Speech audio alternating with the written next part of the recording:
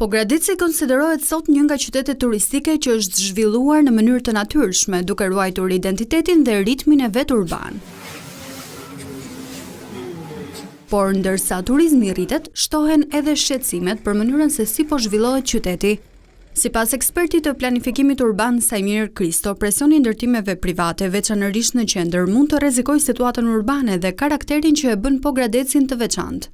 Sfidat që ka qyteti për presionet e zhvillimit privat për të investuar në qendër të qytetit, nisma që mund të shkatronin territorin, mund të shkatronin siluetin urban që karakterizon këtë qytet, por dhe sigurisht rezistenca apo ndjeshmëria që ka vetë nga instancat për të krijuar zhvillim, po një zhvillim i cili nuk prish bukurinë që ka qyteti.